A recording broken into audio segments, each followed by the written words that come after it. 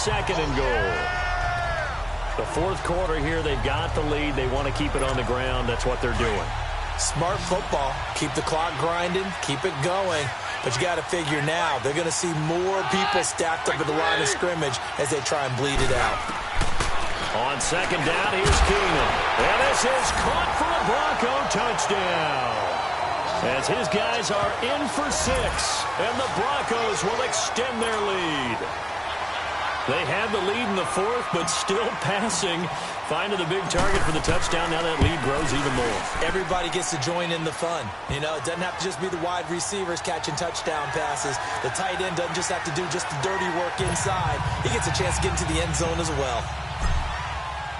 The kickoff unit is out on the field, and they will send this one away.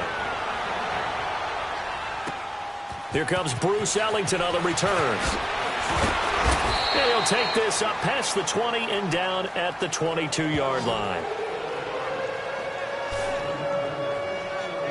And now Indianapolis set to take the field. These guys had to punt their last possession, and that's become too familiar of a refrain. Too many of these drives just wound up going nowhere. But you know how in baseball, when the pitcher gets a base hit and he's on base, they bring his jacket out to him to keep him warm?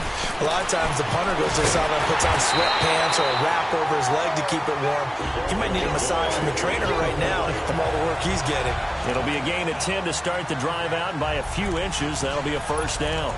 Decent start to the drive, but let's face it, they need a lot of things to go right in a short amount of time, down 3 scores. Yeah, they're going to run their 2-minute offense here in this game, but this is for future games. Can they get better and be ready for the next time, hopefully with a chance to win? Throwing the slant pattern here complete. And to the 42-yard line here and brought down there. 10 yards on the pickup there, and it'll be second down. You cannot write these guys off just yet, not with a quarterback like that under center. You mean it actually crossed your mind with him running the team that you could actually maybe write this game off? Not yet. Not a chance. Not with him. We've seen it too many times. To throw on second down is Locke. Looking left side, and he's got a man. It's Doyle. And he'll be taken down at the 46-yard line. It'll be a pickup of 4, good enough to earn him yet another first down. I know exactly what's going to be said about that play from the defensive perspective. What's that? That's why I tell all you guys we need more than one tackler to the ball. He broke the first tackle.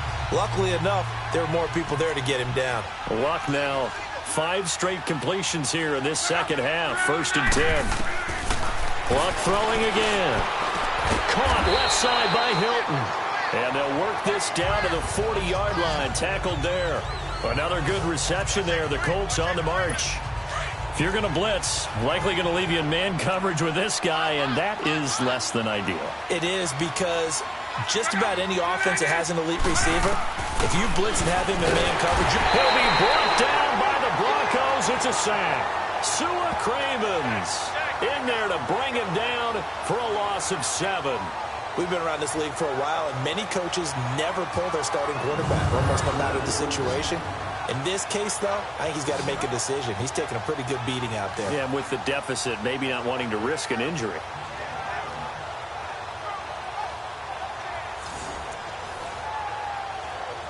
Now, following the sack, they'll look to make amends on a second down and 17. A shotgun snap for Locke. He rifles one that's intercepted. Picked off by David Anderson. And the return out shy of midfield to the 46-yard line. This spot in the fourth quarter with that deficit, had to throw the football. Unfortunately, there's the risk of big turnover. And you know you're going to be throwing against nickel, dime, all sorts of exotic defenses, but you have to do it anyway. Ordinarily, you might want to run the football a little bit, try and get them out of it. But as you noted, this time of the game, this point on the clock, they had to throw it. Under a heavy rush, and down he goes. Offensively, they're going to have to figure this out before next week. 7 sacks in one game. Yeah, and that's more than any quarterback should have to bear. And if this continues on, there will be another quarterback in the game, because no one can stand up to this week after week. So after the sack, here's 2nd and 14.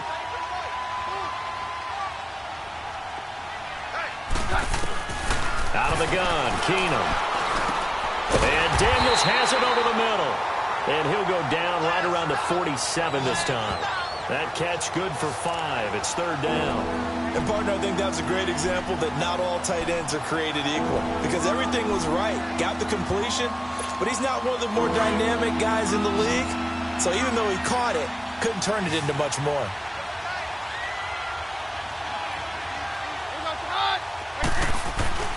Throwing on 3rd down, Keenum. And he'll find Sutton on the right side, complete. And he'll be brought down just shy of midfield at the 49-yard line. 2 yards is all they'll get on the completion. It's 4th down.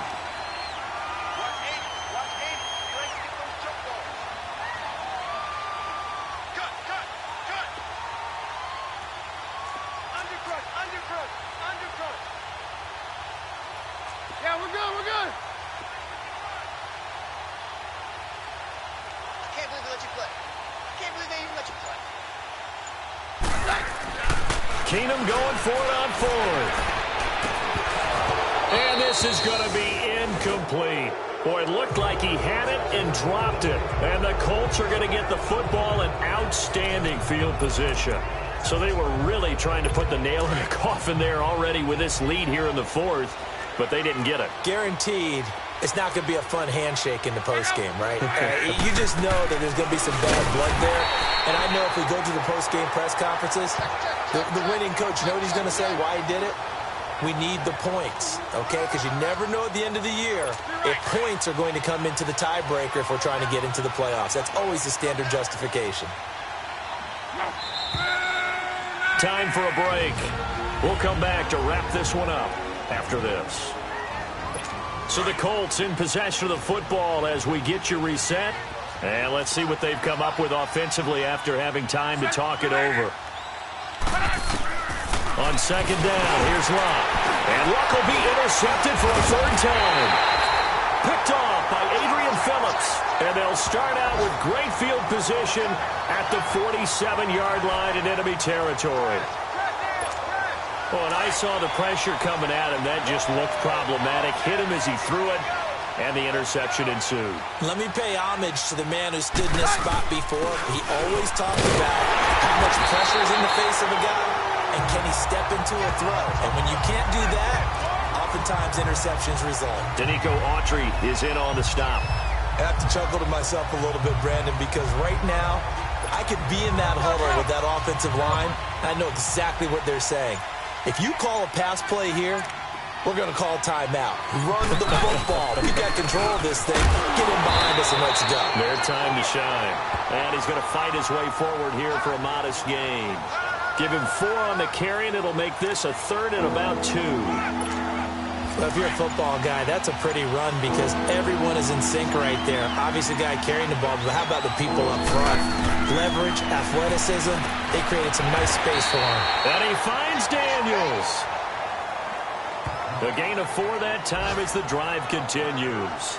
I don't want to make a story where there's not one, but he threw the 3 interceptions last week. Looked a little uncomfortable. He looks much more comfortable today. Yeah, just 1 pick so far and his team leads. So now they can play complementary football, meaning if he takes care of the ball and his offense, you know, if they're humming along, the defense doesn't have to be out there as long. He's taking care of his guys on the other side of the ball. They're enjoying a 4th quarter advantage. And he whips one in there complete. That's Demaryius Thomas. And he lost the football. And I believe the Colts have recovered. Yes, they have. Well, Charles, it's great to win at home in the NFL. When you win on the road, it's a little extra special, isn't it? It is because, let's face it, in most cases, you're not expected to go on the road and win in the National Football League. It just doesn't usually compute. So to get out there, get that done, and then head back to your city with 1 in the victory column, oh, that's a fantastic feeling. So for Denver, they pick up their 2nd win now on the year. And they'll return home next week to take...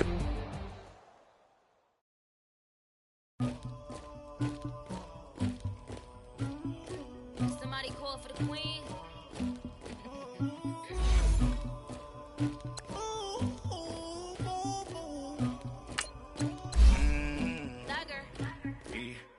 I never killed anybody, but I got something to do with that.